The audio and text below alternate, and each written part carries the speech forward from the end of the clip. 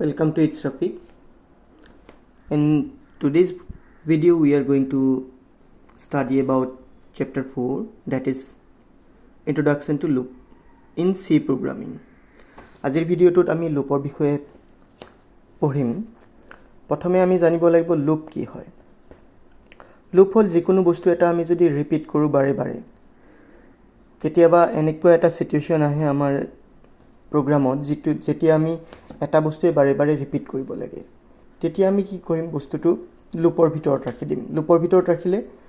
যিখিনি আমি ৰিপিট কৰিব লাগে সেইখিনি অটোমেটিক ৰিপিট হৈ যাব আৰু তেতিয়া আমাক বাৰে বাৰে প্ৰগ্ৰামটোত লিখিবলৈ দৰকাৰ নাই। সাপোজ মই নাম্বাৰছ ডিসপ্লে কৰিব লাগে 1 to 100, এটা মই 100টা লাইন লিখিব নালাগে। লুপৰ ভিতৰত ৰাখিলে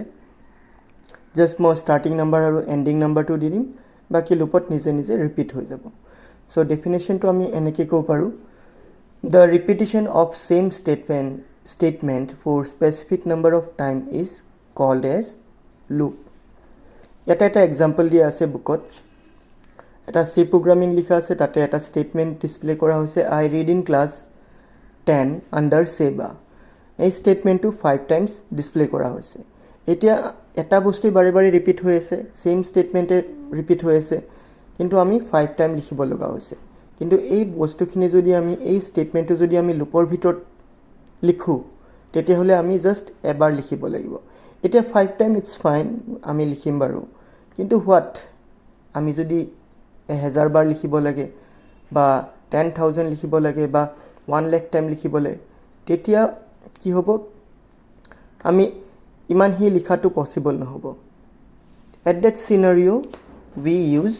loop. So here an example,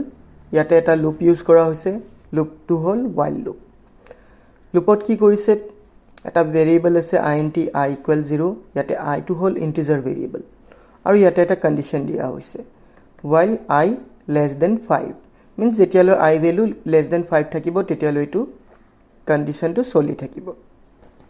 তাৰপিছত ইয়াতে printf স্টেটমেন্টটো দিছে I read in class 10 আৰু তাৰপিছত আছে I++। I++ মানে I value to 1k increase কৰিব। That means it's a call increment operator.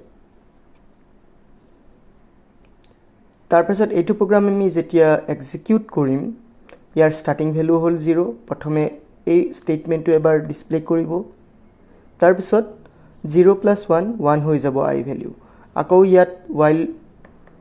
I less than 5 ত কন্ডিশন চেক কৰিব, till I ভ্যালু যেতিয়ালৈ 5 নহয় তেতিয়ালৈ লুপটো এক্সিকিউট হ'ব বা ৰান কৰিব। that means আমি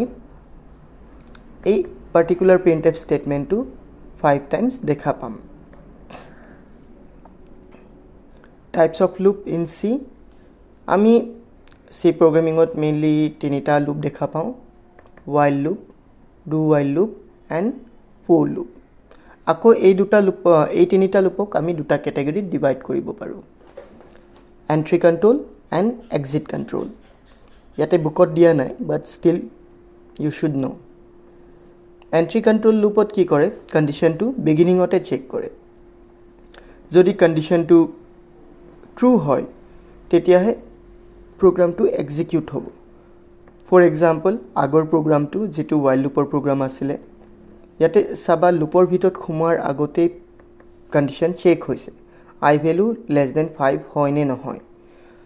I ভ্যালু অলৰেডি স্মল আছে, 0 আছে, সো লুপটো এক্সিকিউট হ'ব। কিন্তু আমি যদি ইয়াতে এনেকৈ লিখো int I equal 6, তেতিয়া কি হ'ব, ইয়াতে 6 is not less than 5,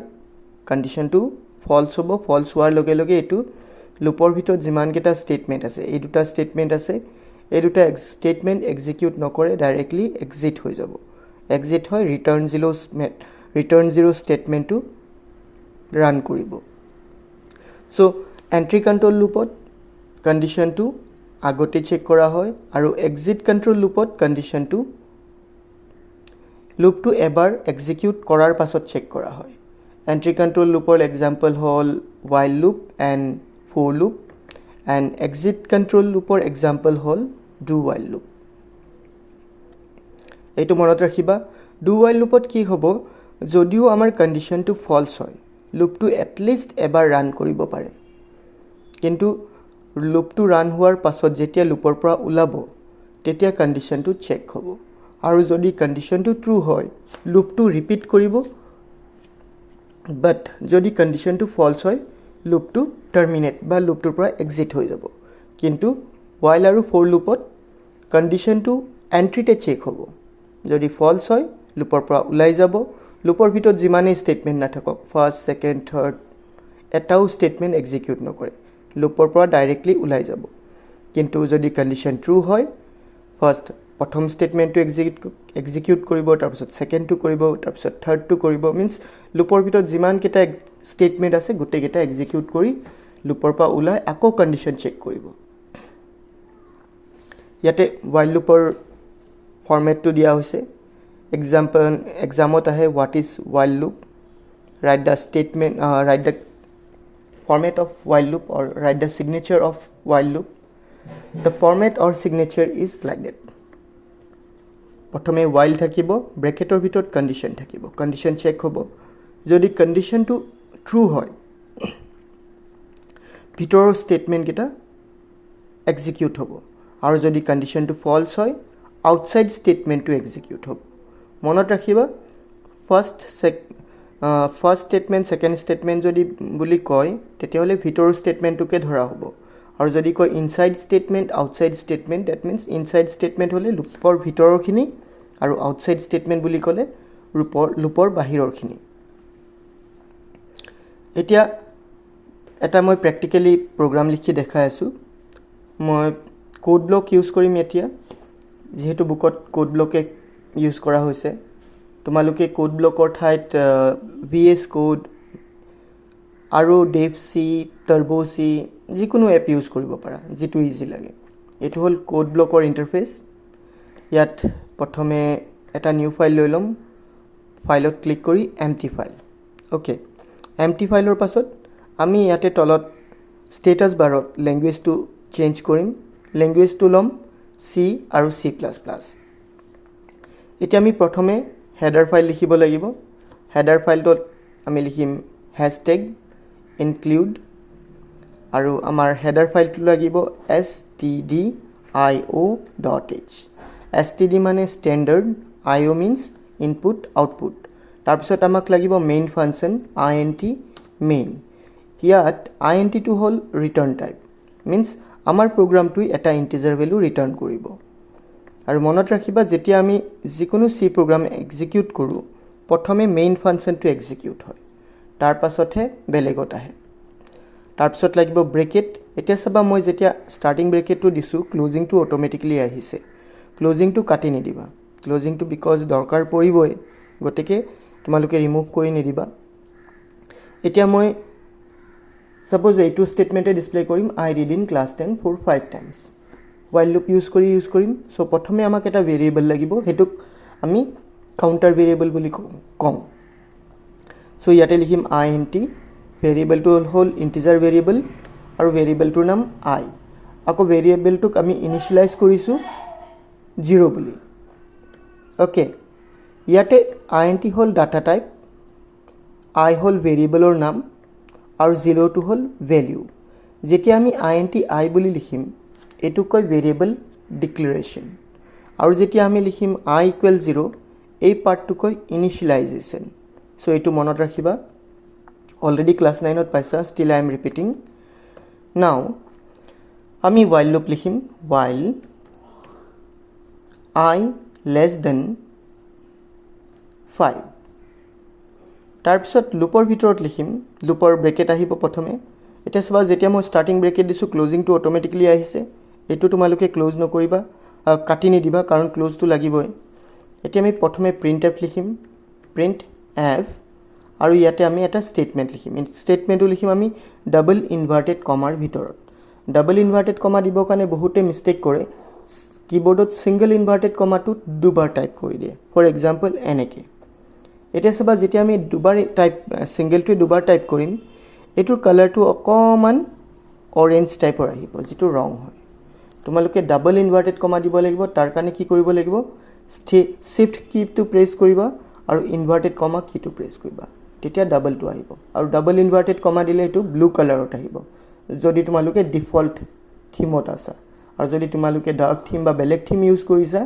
তেতিয়াহ'লে কালাৰ বেলেগ হ'বও পাৰে এতিয়া মই ইয়াত লিখিম I read in class 10 তাৰপিছত আমি লাইনটোৰ পাছত মানে আমি ব্ৰেকেটৰ বাহিৰত ওলাই যাম ওলাই তাত সেমিকলন দিম সেমিকলনে কি কৰে স্টেটমেন্ট এটা টাৰ্মিনেট কৰে সেমিকলন যেতিয়া আমি দিও তেতিয়া এইটো বুজাই যে এই স্টেটমেন্টটো খতম বা এই স্টেটমেন্টটো শেষ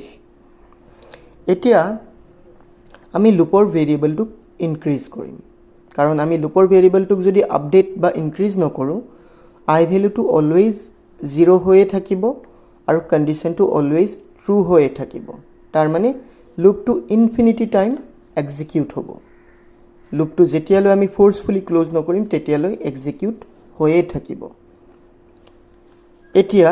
I ভ্যালুটো আপডেট কৰিম তাৰ কাৰণে আমি লিখিব পাৰো I ইকুৱেল I প্লাস 1 এটো লং ফৰ্ম বা এক্সপান্ড ফৰ্ম হয় আৰু শৰ্টকাটত লিখিলে আমি এনেকৈ লিখিব পাৰো I plus plus plus plus অপাৰেটৰে I ভ্যালুটোক 1 প্লাস কৰিব ইচ টাইম এতিয়া আমি while লুপৰ পৰা ওলাই যাম while লুপৰ যেটো ব্ৰেকেট আছে তাৰে আউটসাইডত যাম ইয়াত আমি লিখিম ৰিটাৰ্ন 0 এটো হল প্ৰগ্ৰামটোৰ লাষ্ট স্টেটমেন্ট যেহেতু আমাৰ ৰিটাৰ্ন টাইপ int আছিল গতিকে আমাৰ প্ৰগ্ৰামে at least এটা ভ্যালু ৰিটাৰ্ন কৰিবই লাগিব সেই কাৰণে আমি ৰিটাৰ্ন 0 টো কম্পালসৰি লিখা কিন্তু আমি int ৰ জায়গাত যদি void লিখো তেতিয়া হলে ৰিটাৰ্ন 0 নেলাগে সো প্ৰথমে আমি প্ৰগ্ৰামটো সেভ কৰিব লাগিব এক্সিকিউট কৰিব কাৰণে সেভৰ কাৰণে সেভ বাটনত ক্লিক কৰিম আৰু ইয়াতে আমি এটা নাম দি দিম নামটো তোমালোকৰ ইচ্ছামতে যিকোনো দিব পাৰা মই প্ৰ্যাকটিস 1 বুলি দি দিলো তাৰপিছত সেভ কৰাৰ পাছত আমি কৰিব লাগিব প্ৰগ্ৰামটো বিল্ড এণ্ড ৰান বিল্ড মেনুত গৈ আমি এইটো অপচন সিলেক্ট কৰিম বিল্ড এণ্ড ৰান বা শৰ্টকাট কি F9 বা ইয়াটো কেটামান কি দেখাই আছে ইয়েলো কালাৰৰ সেটিং বাটন তাৰপিছত গ্ৰীন কালাৰৰ প্লে বাটন তাৰপিছত yellow and green colour means that setting button and plus play button together সেই অপশনটোত ক্লিক কৰিব লাগিব ক্লিক কৰাৰ লগে লগে যদি প্ৰগ্ৰামটোত একো আউটপুট নাই একো মিস্টেক নাই তেতিয়াহলে আমি আউটপুটটো দেখা পাম এটা তোমালোকে মন কৰিবা I read in class 10 I read in class 10 এটো কি হৈছে এটা লাইনতে ডিসপ্লে হৈছে আৰু 10 টো একচুয়ালি 11 ৰ দৰে দেখা গৈ আছে তাৰ কাৰণে আমি কি কৰিম /n এটা এড কৰিম /n টো আমি আইদাৰ স্টেটমেন্টৰ বিগিনিংত দিব পাৰো বা পিছত দিব পাৰো এটো আমাৰ ইচ্ছা মই প্ৰথমত যদি দি দিও I read in class 10 let's see so এতিয়া চাবা each statement different লাইনত আহিছে I read in class 10 I read in class 10 I read in class 10 I read in class 10 আৰু যদি মই এতিয়া /n টো আগত নিদি পিছত দিও কি হ'ব তেতিয়া let's see /n টো মই পিছত দিলো আৰু আগৰটো কাটি দিলো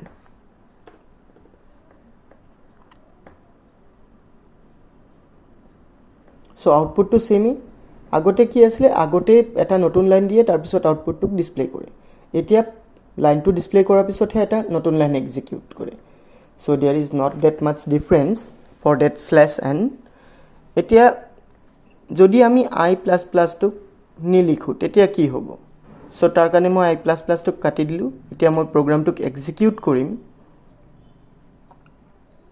এতিয়া চাবা I++ টো ইনফিনিটি টাইম এক্সিকিউট হৈয়ে আছে এটো আহিয়ে আছে যেহেতু সেম স্টেটমেন্ট গতিকে আমি গম পোৱা নাই কি আহি আছে প্ৰথমে মই আউটপুটটো ক্লোজ কৰি দিও এতে মই যদি নাম্বাৰ ডিসপ্লে কৰো লাইক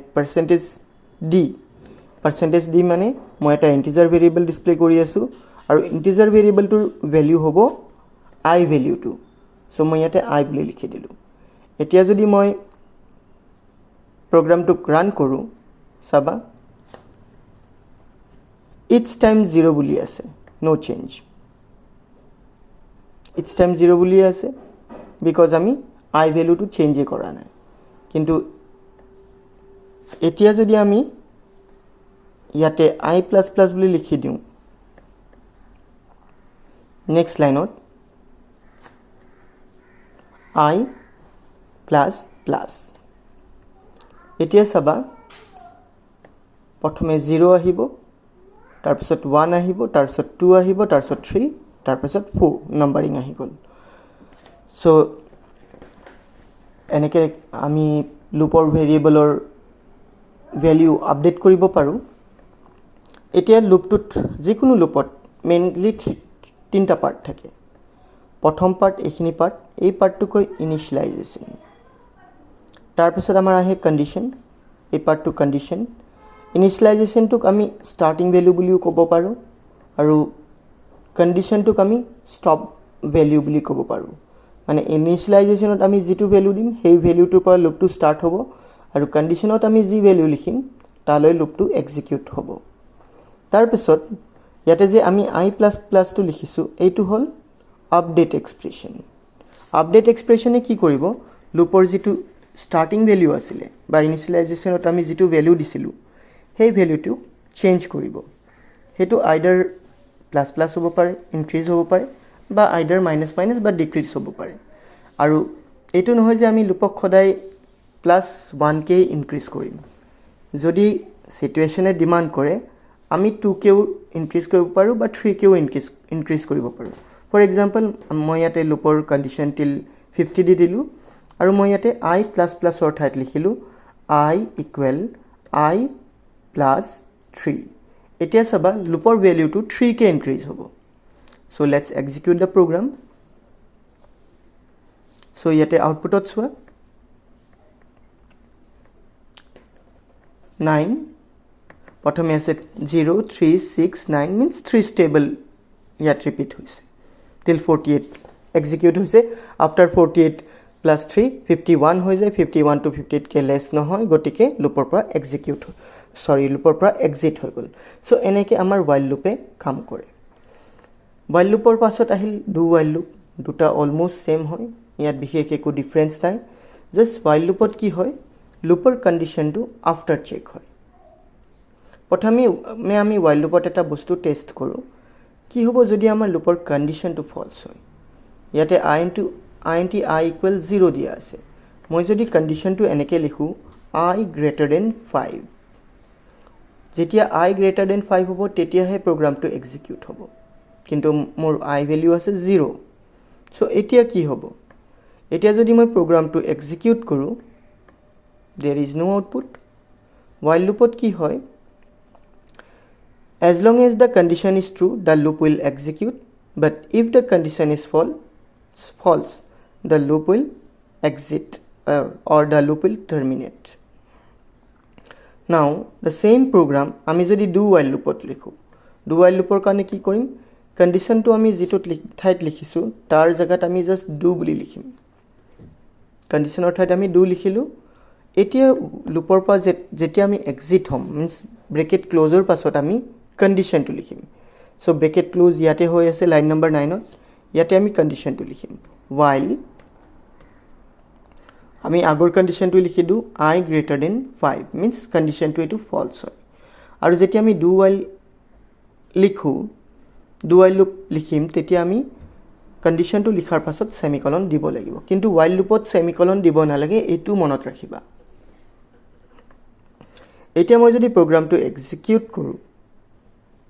সাবা লুপৰ আউটপুটটো at least one time আহিব কন্ডিশনটো ফলছ আছিল because i 0 পৰা ষ্টাৰ্ট হৈ আছে আৰু কন্ডিশনত আমি লিখিছো i যেতিয়া i ভ্যালু 5 তকে গ্ৰেট হ'ব ডাঙৰ হ'ব তেতিয়া হে লুপটো এক্সিকিউট হ'ব so condition totally false but still it come one time কিন্তু